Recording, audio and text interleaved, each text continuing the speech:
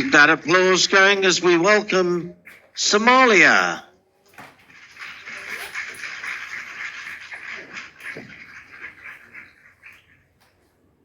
Good afternoon, everyone. My name is Zainab Jama, and I am proudly representing my beautiful land, Somalia. I was born and raised in Somalia. I grew up as a refugee, fleeing my country due to climate issues and conflict. As a child, my childhood consisted of my family and I riding on camels, searching for safety and a home. But every place we found was destroyed. And luckily, our family got accepted and we found opportunity in the UK. And that's where I pursued my education. And my family and I were able to rebuild our life. Today, I would love to share the mission that brought me to Miss World. I'm the founder of the Female Initiative Foundation, a project born from one of the most darkest moments of my life. I stand here today not just as a voice for the voiceless, but as a survivor of female genital mutilation. I speak for the millions of girls whose voices were silenced before they ever had the chance to live freely. I know what it feels like to have your rights taken away, to feel powerless and to be told that your voice doesn't matter. And I know there's a lot of people in the world who don't know what female genital mutilation is. And so I think it's really important that I raise awareness and I educate. And that was my main purpose at Miss World, was to teach people what female genital mutilation is. And I'd love to share with you guys the procedure that's done. I know that it's something that can be very uncomfortable, but I believe that it's something that the world needs to hear and needs to know.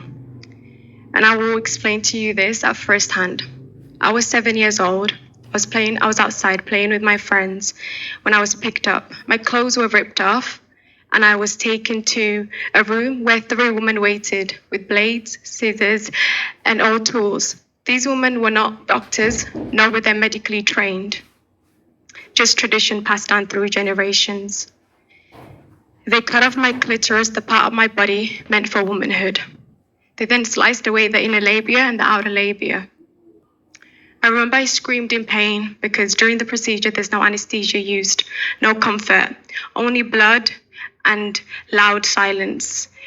I remember crying and begging, but the woman told me to be quiet, to be brave, and to be proud, as that was part of our tradition. Once the cutting was done, my skin was stitched back together with thick thread or thorn, leaving only a tiny part of hole, barely enough for urine or blood to pass through. This process is called infibulation and is one of the most severe forms of FGM. After the procedure, I was laid in a dark room with my legs tightly tied together.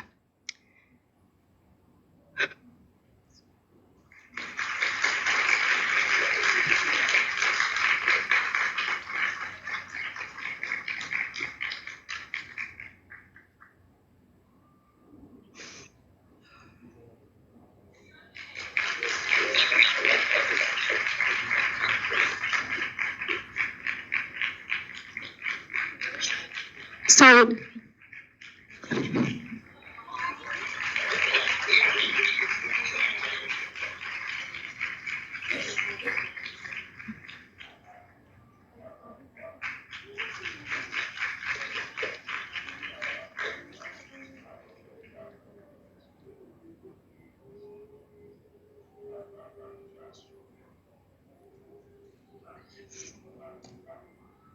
after the procedure, I was laid in a dark room with my legs tightly together for days. And I remember I was in a room and I was bleeding every day. I had no toys, I had nothing. I only had charcoal next to me. And I used to draw on the wall next to me. And I'd just draw my dreams away just to keep me alive. Because that part after the procedure is where a lot of girls die and they don't make it out alive. That moment changed me forever and my childhood came to an end. I survived, but many of girls didn't, and they don't. I stand here today for the joy that my mother couldn't reap her love. For generations, our mothers, our grandmothers, and the women before them endured this pain in silence. They were taught that suffering is part of being a woman and that this is normal. But it's not normal. It's not okay, and it's not part of our destiny. I know that I cannot change my past, but I can fight for their future. And I know the consequences that come with that. But I get so many messages from little girls from my country telling me that they're going to be getting female genital mutilation done soon.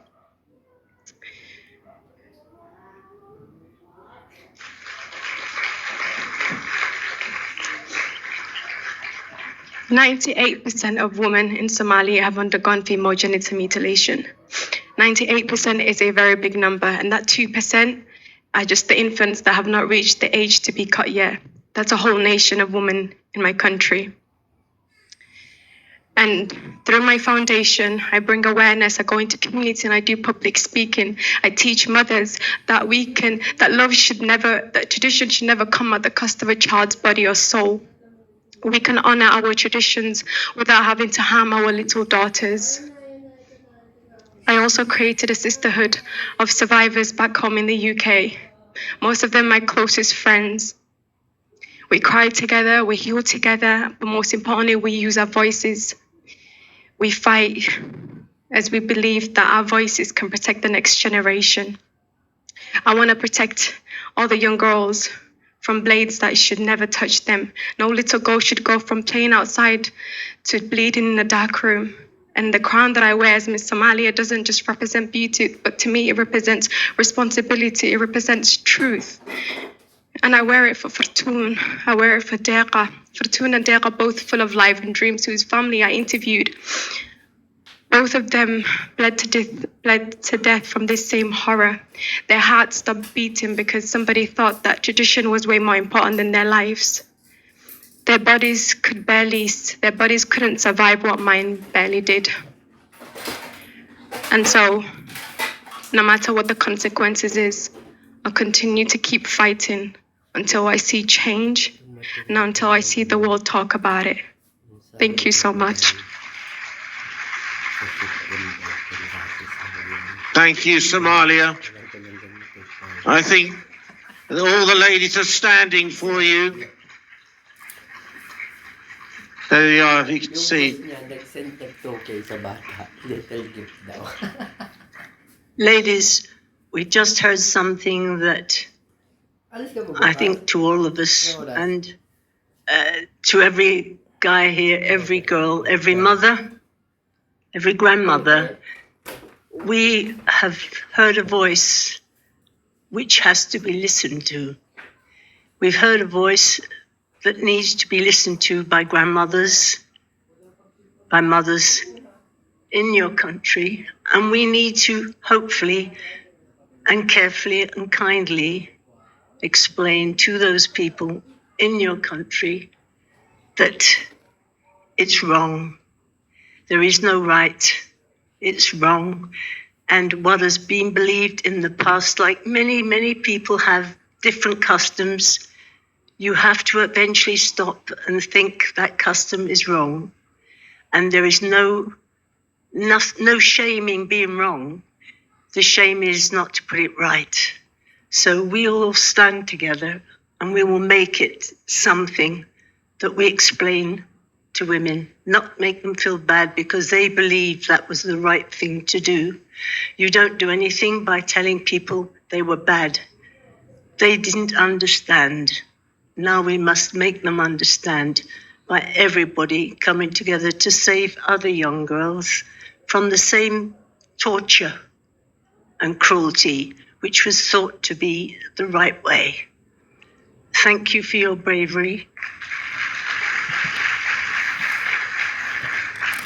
And I don't know where this is going. I never get involved in politics, but this isn't politics.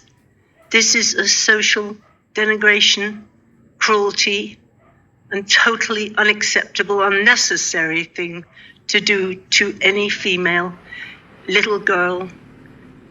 Little girls don't choose.